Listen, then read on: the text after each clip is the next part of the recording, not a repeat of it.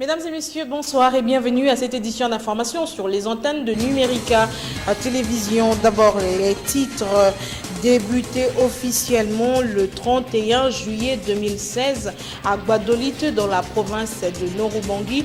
C'est aujourd'hui 31 janvier 2018 que l'opération d'enrôlement des électeurs se clôture sur toute l'étendue de la République démocratique du Congo. L'annonce a été faite par le président de la CENI, Corneille Nangaa. Selon lui, la CENI a réalisé un score de plus de 100% selon les statistiques brutes. En attendant la révision du fichier électoral, il est statué désormais en République démocratique du Congo une journée nationale de lutte contre la trypanosomiase, qui est la maladie du sommeil, et c'est le Premier ministre Bruno Tshibala-Nzenze qui l'a décrété ce mercredi. C'était au cours d'une matinée de réflexion, une matinée scientifique organisée par le ministère de la Santé à Kimpeski, Fleuve Congo Hôtel, le 31 janvier, désormais proclamée journée nationale de lutte contre la trypanosomiase. Décriée de toutes parts à cause de son inefficacité, la MONUSCO promet de s'améliorer dans la sécurisation de la population congolaise. Vous suivrez dans ce journal le briefing hebdomadaire de la MONUSCO. Voilà pour les principaux titres, mesdames et messieurs. Merci de suivre cette édition qui sera co-présentée avec Ange Makadi. Bonsoir Ange. Bonsoir Rachel. Dossier fermeture de la maison Schengen d'abord à Kinshasa. Les ambassadeurs des États membres de Schengen étaient en réunion de travail cet après-midi à la Direction générale de migration. Mais rien n'a filtré de cet entretien avec le patron de la DGM. Nous y reviendrons dans nos prochaines éditions d'information. C'est demain, jeudi 1er février, que les Congolais vont se souvenir du patriarche Étienne Tshisekedi Wamulumba, décédé il y a jour pour jour 1 an à Bruxelles, de suite d'une embolie pulmonaire. En prélude de cette célébration, 3 messes parallèles sont prévues à Kinshasa en hommage à l'opposant congolais. L'une en la cathédrale Notre-Dame du Congo, qui sera organisée par le rassemblement de l'opposition de l'IMT que dirige Félix Tshilombo Tshisekedi. L'autre sera dite en la cathédrale Notre-Dame de Fatima à l'initiative du Premier ministre Bruno Tshibala-Nzenze. Et enfin, une autre messe sera dite demain en la paroisse Notre-Dame d'Afrique dans la commune de Lemba à l'appel de Valentin Moubake. L'aile Tshibala indique qu'il y a déjà un programme à cet effet, alors que l'Union pour la démocratie et le progrès social que dirige Jean-Marc Kabunda annonce qu'après la messe, il y aura une cérémonie en hommage à Étienne Tshisekedi et des témoignages au siège du parti à Limete, 10e rue, où sera finalement ouvert le livre de condoléances. On écoute ici Augustin Kabouya, il est porte-parole de l'UDPS, joint au téléphone depuis Limete par Ahmed Dimwani. Nous faisons ça en tant que famille politique d'Étienne Tshisekedi, en collaboration avec sa famille biologique. Les mêmes personnes qui se présentent aujourd'hui au nom de l'UDPS, est-ce qu'ils peuvent vous dire avec courage, depuis que le président Tshisekedi est mort, ils ont déjà rencontré son épouse ou bien la veuve, c'est une simple citation. Moi, je ne peux pas gaspiller mon énergie pour défendre des gens pareils. Je vais vous répondre par rapport à votre question. Vous m'avez posé la question de savoir, nous apprenons, il y a des organisations de gauche à droite, mais soyons quand même disciplinés et vraiment responsables de ce que nous faisons. Ce n'est pas parce que ce qui est patrimoine national, tout un chacun. Mais pourquoi le 16 février est célébré que par les cabinets, ce sont eux qui organisent ça. Maintenant, pour l'UDPS, tout voleur peut sortir de son coin pour organiser. Non, soyons sérieux. On ne badine pas. Nous avons perdu un grand monsieur. C'est un grand coup pour nous, l'UDPS. Si les gens pensent qu'ils peuvent blaguer avec ça pour se faire voir au niveau de l'opinion, je suis désolé. C'était là Augustin Kabouya, porte-parole de l'UDPS. En diplomatie, un haut responsable de la SADC en mission officielle de 4 jours en République démocratique du Congo, Dr Stergomena Laurence, secrétaire exécutif de la communauté pour le développement de l'Afrique australe, est arrivé à Kinshasa depuis hier. C'est pour le compte de la présidence angolaise de l'organe de coopération en matière de politique, défense et sécurité de cette organisation sous-régionale, indique un communiqué de l'ambassade de la République d'Angola. L'objet de cette visite n'a pas été révélé. À la fin de sa mission, la déléguée de la SADC va organiser un briefing pour la presse ce jeudi 1er février dans la capitale congolaise. Autre chose, décriée de toutes parts à cause de son inefficacité, la mission onusienne reconnaît certaines failles dans l'accomplissement de son mandat. Toutefois, la MONUSCO met à son actif la défaite du M23 et brandit son appui logistique à la Commission électorale indépendante, la CEI, ainsi qu'à la Commission électorale nationale indépendante, la CENI, pour l'organisation des élections en 2006 et 2011. En réaction aux propos du chef de l'État sur le bilan de la MONUSCO, la mission onusienne promet de faire encore et de s'améliorer dans la sécurisation de la population congolaise. Amendi Moini, Albert Omba, Théodore Titoli. Réagissant à la remarque faite par les chefs de l'État du bilan de presque 20 ans de la MONUSCO en RD Congo, la mission onusienne, tout en promettant de mieux faire, revendique tout de même à son actif l'éradication du M23 et l'appui logistique à l'organisation de 2 élections précédentes. Nous poursuivons notre travail ici au quotidien en République démocratique du Congo, comme nous l'avions fait pour la révision du fichier électoral qui va bientôt se terminer. Nous avons participé au déploiement du matériel sur le terrain en mobilisant des hélicoptères et des avions pour pouvoir notamment accéder aux zones les plus difficiles. C'est la nature du soutien des Nations Unies par rapport aux élections. Quant à la protection des civils, elle est inscrite noir sur blanc dans les mandats de la mission. C'est vrai, nous l'avons constaté sur le terrain, le nombre de groupes armés est en constante progression. Nous avons nous-mêmes perdu un casque bleu samedi dernier dans la province du Sud Kivu, qui est tombé dans une embuscade tendue par des groupes armés.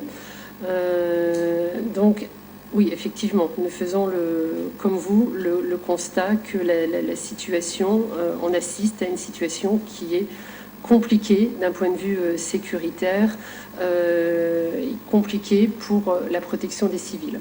Les violations des droits de l'enfant ont atteint des proportions alarmantes.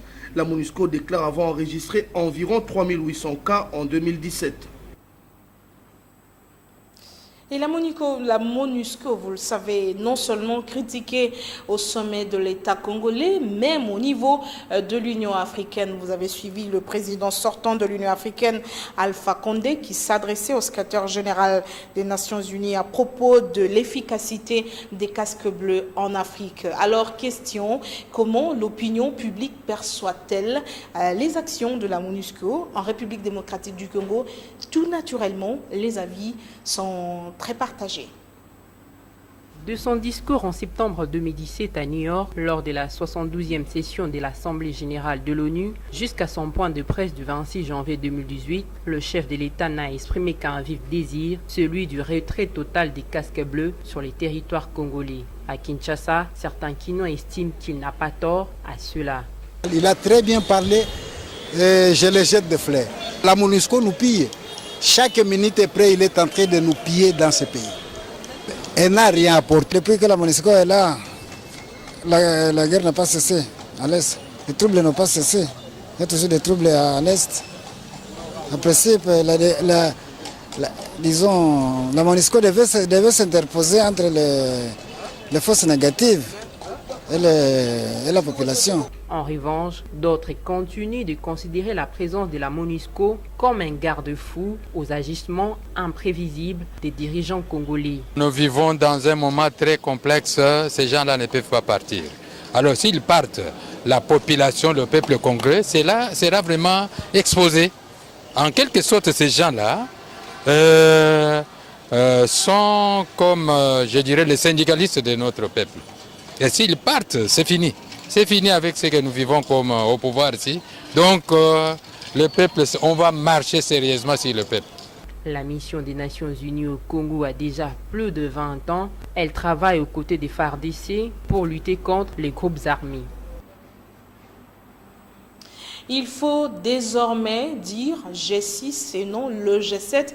Le député national Dani Banza annonce son retrait de son parti de la coalition du G7 qui soutient la candidature de Moïse Katumbi à la présidentielle. Dans une correspondance adressée à Pierre Lumbi, président du G7, Dani Banza relève des difficultés de concilier les divergences autour d'une candidature commune à la prochaine présidentielle, mais il se dit toujours membre du rassemblement. Il appelle les forces vives de la nation à œuvrer dans le sens de ne pas pouvoir occasionner un quelconque ressort des élections à la date annoncée. Christophe Lutundula est membre du G7. Il confirme l'information. Il est ici joint au téléphone par Amen Zimoni. Il n'y a pas de malaise au sein du G7. La maison G7 a été bâtie sur du solide, de tôles de haute qualité, des murs en béton. Tout est solide. La vérité est que l'un des bâtisseurs du G7, notre collègue jeune frère Dani Banza, nous a écrit depuis hier une lettre que nous avons réceptionnée aujourd'hui. Et quant à nous, nous allons continuer notre combat dans le cadre du G7. Christophe Lutundula, vice-président de G7, joint au téléphone par Ramen Dimwani. Je le disais au sommaire, l'opération d'enrôlement des électeurs s'est officiellement clôturée ce 31 janvier 2018. Elle aura duré en tout 18 mois en République démocratique du Congo. Lancée le 31 juillet 2016 à Gbadolité, dans la province de Nord-Ubangi, c'est dans le Kasaï central, à Luilou et Kamiji dans la province de Lomami que l'opération s'est clôturée, annonce faite ce mercredi par le président de la centrale électorale, Corneille Nanga. Dans son discours, le président de la CENI a salué la bravoure, le dynamisme de tout le personnel de la Commission électorale nationale indépendante pour le travail abattu. Il a en outre rappelé le contexte difficile par moment dans lequel les agents de la CENI ont exercé, certains ayant même perdu la vie. Il reste maintenant la révision du fichier électoral avant l'enrôlement des Congolais de l'étranger. Images et détails dans notre édition de demain. Ange Makadi, vous avez la page santé, mais également l'économie de cette édition. Lutte contre la trypanosomiase ou encore maladie du sommeil en République démocratique du Congo. Les gouvernements mettent les caps sur l'élimination de la maladie d'ici 2020. Pour y parvenir, le ministre de la Santé a institué la journée du 31 janvier comme étant la journée nationale de la lutte contre la trypanosomiase humaine africaine en RDC. Dr Oli Lunga attire l'attention des parties prenantes à lutter contre cette maladie tropicale négligée afin d'entreprendre des actions concrètes. On poursuit ce journal avec la page santé encore. Le gouvernement a interdit l'entrée sur les territoires congolais des produits laitiers infantiles et nutritionnels fabriqués par la firme française Lactalis. Décision rendue publique par les ministères du Commerce extérieur dans un communiqué. Jean-Lucien Boussa a instruit par ailleurs tous les services habilités à procéder au retrait sur les marchés et à la destruction des 10 produits suivants les normes. Commentaire, Jeftine Soleni. D'après le communiqué signé par Jean-Lucien Boussa, ministre du Commerce extérieur, cette mesure a été prise suite aux alertes sur les lots de produits infantiles et nutritionnels contaminés à la salmonelle, fabriqués ou conditionnés sur le site de Lactalis Nutrition Santé France. Jean-Lucien Boussa a donc instruit tous les services habilités de procéder au retrait sur le marché des produits laitiers de la société Lactalis ainsi qu'à leur destruction suivant les normes en vigueur. En réalité, ces produits contiennent des bactéries pouvant causer la mort, surtout pour les enfants. La décision du gouvernement congolais vient suite à une suspension des autorités françaises de la production des 10 produits. Rappelons par ailleurs que le 12 janvier dernier, le groupe Lactalis avait retiré l'intégralité à la fois de ses laits infantiles en poudre et de ses céréales que fabrique son site de Crayon et avait par la même occasion appelé à l'application stricte des principes de précaution maximum, quelle que soit leur date et leur numéro de lot. Le ministre du Commerce extérieur, Jean-Lucien Boussa, invite les services œuvrant aux frontières d'exécuter cette mesure en bloquant les produits laitiers infantiles et nutritionnels de Lactalis. Dans les volets économie, la dépréciation du franc congolais face au dollar en ce premier trimestre s'élève à 0,38%. La Confédération des cambistes indique qu'il ne faut pas négliger cette dégradation de la monnaie nationale. Son président Donald Lengu exprime ses inquiétudes face à la tendance qui pourrait être revue à la hausse jusqu'à la fin de l'année. Reportage. L'année 2017 s'est terminée avec une dépréciation du franc congolais au taux de 54%. Pourtant, l'Institut national des statistiques prévoyait une dépréciation à 19% seulement. 2018 qui commence, les tendances sur les marchés d'échange ne sont pas tout à fait rassurantes. Nous avons observé sur les marchés une tendance à la hausse des billets verts. Sur les marchés, et pour les dollars, depuis hier, ça s'est négocié au moins à le taux le plus haut, c'était à 1650. Et 1650 et plus bas, c'est 1640. Mais aujourd'hui, il y a une légère baisse. Cela est dit tout simplement, les mois de janvier, naturellement, les opérateurs économiques qui ont beaucoup vendu pendant les fêtes, ils reconstituent maintenant leur stock pour voir comment ils peuvent faire les affaires pendant cette année. Pour Donald Lengu, président de la Confédération des cambistes, la Banque centrale du Congo doit faire tout son possible pour l'application de mesures d'accompagnement de l'instruction numéro 007 du 6 septembre 2017 pour réguler le secteur de change. L'affichage des taux de change sur les voies publiques est interdit. Donc les gens devaient enfin respecter.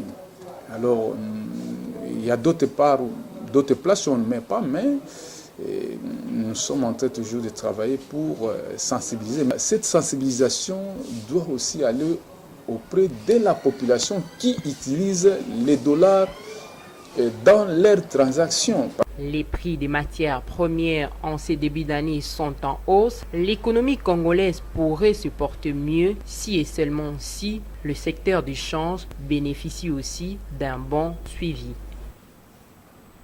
En sport, Ferdinand Ilunga Luyoyo a été élu président de la Fédération congolaise de boxe. C'était à l'issue de l'Assemblée générale ordinaire tenue au salon présidentiel du Stade des Martyrs. Détail avec Cheften Soline. La Fédération congolaise de boxe a un nouveau patron. Il s'agit de Ferdinand Ilunga Luyoyo. Ce dernier a remporté les élections organisées hier mardi au sein de la dite fédération avec 21 voix sur 37 disponibles. Au départ, ils étaient 3 pour conquérir à ce poste. Mpundu Feti Batu termine deuxième de ce vote avec 15 voix, tandis qu'Alidor Mbangila n'a récolté qu'une seule petite voix. Pour construire une maison, ce n'est pas facile. Nous n'allons pas commencer avec plusieurs démagogies. Il faut un atelier. C'est à l'issue de celui-ci que l'autopsie sera faite, a déclaré Ferdinand Ilunga Luyoyo, le nouveau dirigeant de la Fédération congolaise de boxe. Il a aussi, dans la foulée, signalé que ses deux adversaires au cours de cette élection seront utiles pour son comité, d'autant plus qu'ils sont passionnés de la boxe congolaise. Ilunga Luyoyo a été élu pour un mandat de 4 ans. Rappelons par ailleurs que c'est le président de la Fédération africaine de boxe, Clément Sosa Simawango, qui a supervisé ces élections. Page internationale maintenant, au-delà de nos frontières, premier discours sur l'état de l'Union pour Donald Trump.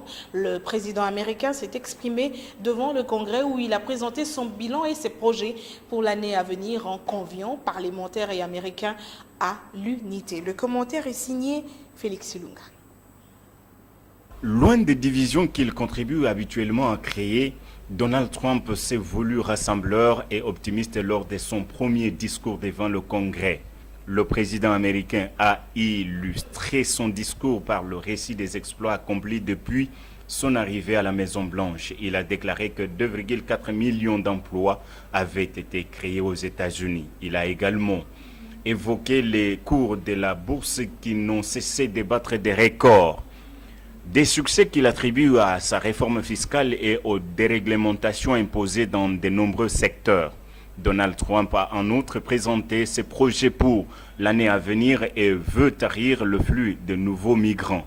Il réclame la sécurisation de la frontière sud avec, bien sûr, la construction d'un mur. À l'âge du terrorisme, les programmes de la loterie, des visas et du regroupement familial présentent des risques que nous ne pouvons plus nous permettre d'encourir, a indiqué Donald Trump. Selon lui, il est temps de réformer ces lois d'immigration dépassées et enfin d'ancrer le système d'immigration dans le XXIe siècle. Donald Trump a aussi annoncé un vaste programme de création d'infrastructures pour un montant dépassant de loin 500 milliards de dollars américains. Le président a également insisté sur la nécessité de dégager des fonds pour l'armée et d'étendre le programme nucléaire américain. Il veut en outre garder ouverte la prison de Guantanamo. Sur le plan international, le président américain a demandé au Congrès de voter une loi pour s'assurer que seuls les pays amis de l'Amérique puissent bénéficier d'une aide financière des États-Unis. Et c'est par cette page internationale que nous mettons fin à cette édition sur les antennes de Numérica Télévision. Merci beaucoup de l'avoir suivi. Le prochain, c'est demain, d'abord 13h, puis 19h. Moi, je vous retrouve dimanche à 19h pour l'édition de la rétrospective. Bonsoir.